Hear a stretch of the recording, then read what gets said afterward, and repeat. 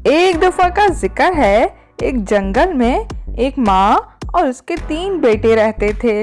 माँ ने एक दिन अपने तीनों बेटों को ये बोलकर घर से निकाला कि जाओ बेटा, अब तुम तीनों बड़े हो गए हो, कब तक मेरे दम पर रहोगे? जाओ और अपने अपने लिए अलग अलग घर बनाओ ताकि अपनी जिंदगी अपनी मर्जी से गुजारो, तुम अब बड़े हो गए हो।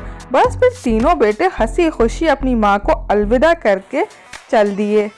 तीनों ही अपने आप को बहुत होशियार समझते थे, लेकिन समझदार उनमें सिर्फ बड़ा वाला था। तीनों जब अपने रास्ते पर चले तो उनके पीछे एक चालाक और तेज और भूखी लोमड़ी पड़ गई। उसने सोचा, वाह, आज तो मेरे खाने का बहुत अच्छा इंतजाम हो गया। इनकी माँ आज इनके साथ नहीं है, क्यों ना किसी एक आध को निशाना बनाया जाए और आज का खाना, आज का पेट इनसे भरा जाए, आज का ये लजीज खाना खाया जाए। उसके मुंह में राल टपकने लगी। उसने सोचा, अब इनका पीछा करती हूँ और देखती हूँ ये तीनों करते क्या हैं आखिर और कब हाथ लगेंगे। सबसे छोटे वाले भाई को एक आदमी घास लेता जाता हुआ दिखा। उसने सोचा, वाह, मेरा तो काम बड़ी जल्दी बन गया, क्यों ना मैं इस घास से अपना घर बनाऊं और बड़े आराम से रहूं। देखना, मेरा घर सबसे ज़्यादा अच्छा होगा और मैं इसमें हमेशा खुशी खुशी रहूंगा। उसने उस आदमी से कहा कि मुझे ये प्लीज़ थोड़ी सी घास दे दें, मुझे इससे अपना घर बनाना है, उसके बदले मेरे पास कुछ रुपए हैं, मैं वो आपको दे दूंगा। वो आदमी भी खुशी खुशी मान गया और उसने सारी की सारी घास उस बच्चे को दे दी। बस फिर छोटे भाई की मेहनत शुरू हो गई। वो खुशी खुशी और बहुत जोश के साथ अपना घर तैयार करने लगा और इस उम्मीद के साथ कि इसमें कोई नुकसान नहीं होगा और वो बहुत खुशी से और आराम से अपनी ज़िंदगी गुजारेगा।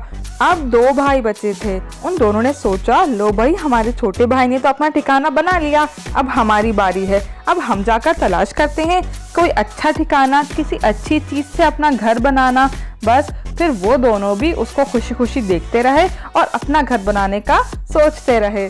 बस फिर दोनों भाई तलाश में जा ही रहे थे कि उससे बड़े भाई को एक आदमी लकड़ियां लेते जाता हुआ दिखा। उसने सोचा, वाह, इससे अच्छी चीज़ और क्या हो सकती है? वो घास तो फिर भी बारिशों में और धूप में ख़राब हो जाएगी, लेकिन लकड़ी तो ख़राब नहीं होगी। चलो, मैं अपना घर इसी से बनाता हूँ। और वो बहुत कुछ सोचने लगा अपने घर को लेकर। उसने उस आदमी से कहा कि भाई साहब, मेरे पास कुछ पैसे हैं, क्यों ना आप मुझसे वो ले लें और ये लकड़ियाँ मुझे बेच दें, मैं इससे अपना घर बनाऊँगा।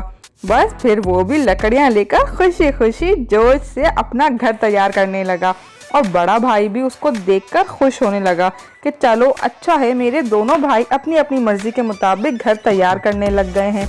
अब मेरी बारी है, मैं कैसा क्या करूं कि मैं इन दोनों से अच्छा और बेहतर घर बनाऊं। बड़ा भाई तो बहुत समझदार था। उसने पहले ही सोच रखा था कि वो ऐसा घर बनाएगा जो ना धूप से खराब होगा, ना बारिश में खराब होगा और बहुत मजबूत होगा। बस वो ऐसे ही किसी चीज़ की तलाश में था और इधर उधर घूम रहा था कि अचानक ही उसको एक अंकल ईंटें लेकर जाते हुए दिखे। वो देखकर खुश हो गया। उसने सोचा, वाह, इसी चीज़ की तो मुझे तलाश थी। उसने फौरन अंकल से कहा कि अंकल, मेरे पास कुछ रकम है, आप ऐसा करें, ये रकम मुझसे ले लें और ये ईंटें मुझे दे दें। मुझे इससे अपना घर बनाना है जो कि बहुत मजबूत होगा, क्योंकि ईंट से बेहतर तो और कोई चीज़ है ही नहीं घर बनाने के लिए। क्या आप मुझे ये दे देंगे? अंकल ने कहा, हाँ बेटा, क्यों नहीं, पैसे दो और सामान ले लो। बस फिर बड़े भाई का भी काम शुरू हो गया। खुशी खुशी वो भी अपना घर तैयार करने लगा, बहुत उम्मीदों के साथ और बहुत ख्वाहिशों के साथ कि अब मैं इसमें हमेशा हंसी खुशी रहूँगा और मुझे कोई परेशानी भी नहीं होगी, ना मेरा घर टूटेगा ना तबाह होगा। मैं हमेशा इसमें खुशी खुशी रहूँगा और अपनी माँ को भी अपने साथ ले आऊँगा। वो देखना, ये देखकर बहुत खुश होंगी कि मैंने बहुत अच्छा और मजबूत घर बनाया है। बस फिर उसने भी आहिस्ता आहिस्ता अपना घर तैयार कर ही लिया और लोमड़ी, जो कि उन तीनों भाइयों को अपनी ताक में रखी हुई थी कि तीनों अलग अलग हों तो मैं इनको अपना शिकार बना लूं, वो उस छोटे भाई के पास गई जो कि घास का घर बनाकर आराम से बैठकर खाना खा रहा था। उस लोमड़ी ने कहा, खोलो खोलो दरवाज़ा, मुझे अंदर आना है, मुझे काम है तुमसे। तो उस छोटे भाई ने नज़रअंदाज कर दिया और आराम से अपना खाना खाता रहा। उसको बिल्कुल फिक्र नहीं थी कि लोमड़ी कुछ कर सकती है, क्योंकि वो हमेशा से ही बहुत चालाक थी। उसके दिमाग में बहुत आइडियाज़ थे। उसने सोचा ये घर तो घास का है, इसको तो मैं आराम से चीर कर अंदर चली जाऊंगी। इतने में वो जो अंदर छोटा भाई था उसने लोमड़ी का ये आइडिया समझ गया था। उसको पता चल गया था कि तुम मेरा घर तो बहुत कच्चा है, लोमड़ी तो इसको तोड़कर आराम से अंदर आ जाएगी। बस वो अपना खाना छोड़कर दुम दबाकर पीछे वाले गेट से दूसरे भाई के घर जा चुका था। लोमड़ी सोचती रही, उसने जाते हुए उस छोटे वाले भाई को देख लिया था। बस फिर वो पीछे पीछे उस भाई के घर पे गई जहाँ वो छोटा वाला भाई भी आया था, जिसका घर लकड़ी का था, जिसने अपना घर लकड़ी से बनाया था। बस वो छोटा वाला भाई, उस भाई को उसने आकर बताया कि लोमड़ी मेरे पीछे पड़ी है, मुझे बचाओ। तो छोटा वाला भाई भी डरने लगा कि हम क्या करेंगे, हम तो कुछ नहीं कर सकते, ये तो हमें अपना शिकार बना लेगी, हम क्या करें, हम कैसे बचें, और मेरा घर भी लकड़ी का है, ऐसा ना हो ये मेरा घर जला दे, जलाकर तो वो हमारे करीब पहुंच सकती है, हम क्या करें, हम कहाँ जाएं, हम तो यहाँ बिल्कुल महफूज नहीं हैं। बस लोमड़ी उस घर को भी जलाने का सोच ही रही थी तो दोनों भाई पहले से ही समझ गए कि लोमड़ी अब इस घर को जला देगी और हम तक आसानी से पहुंच जाएगी।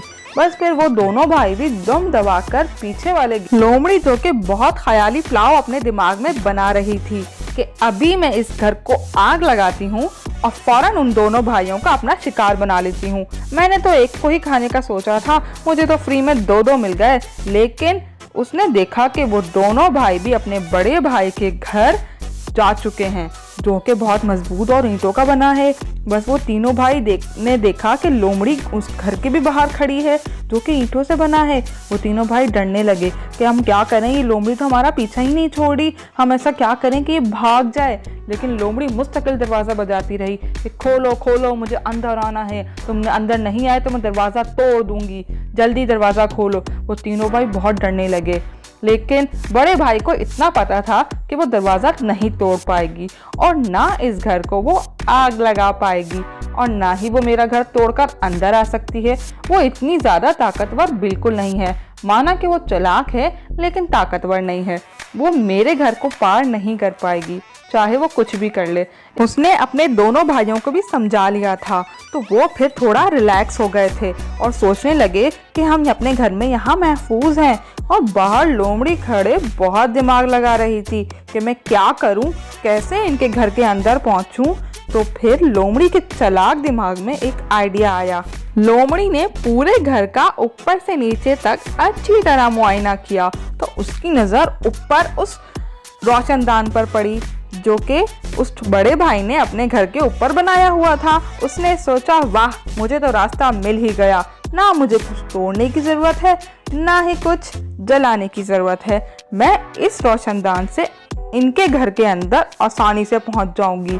बस वो लोमड़ी फटाफट ऊपर चढ़ी और देखने लगी अपने रास्ते को जहाँ पर उसके शिकार थे, एक नहीं दो नहीं तीन। उसका तो 2 दिन के खाने का अच्छा इंतजाम हो गया था। वो खुशी से बावली हो रही थी।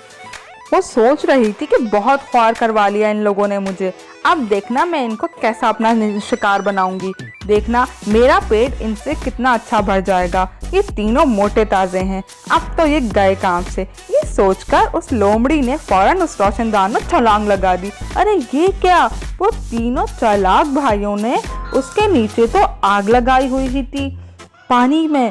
वो लोमड़ी फौरन उस पानी में गिरी जो खोल रहा था। ओहो, वहाँ तो आग लगी हुई थी। बस लोमड़ी तो बेचारी चिल्लाती रही, हाय हाय मुझे बचाओ, हाय हाय मुझे बचाओ, मेरी नादानी, मैं इनके घर के अंदर घुस गई, ये तो बहुत चालाक हैं, मेरी तौबा, मैं आइंदा किसी इंसान के पीछे नहीं पड़ूंगी। भाई इंसानों के पास तो बहुत तेज दिमाग होता है। बस वो बेचारी लोमड़ी किसी तरह जैसे तैसे उस खोलते हुए पानी से निकली तो उसकी दुम में आग लग गई। बेचारी दुम दबाकर भाग रही थी लेकिन उससे चला भी नहीं जा रहा था। उसे बहुत तकलीफ हो रही थी। बचाओ बचाओ, मुझे बचाओ, कोई तो बचाओ, मेरी दुम में आग लग गई है, मेरी आग बुझाओ, प्लीज मेहरबानी करो, आग बुझाओ मेरी। और वो तीनों भाई खुशी खुशी नाच रहे थे। फिर लोमड़ी ने हमें बहुत तंग किया, उसको उसके किए की सजा जरूर मिल गई।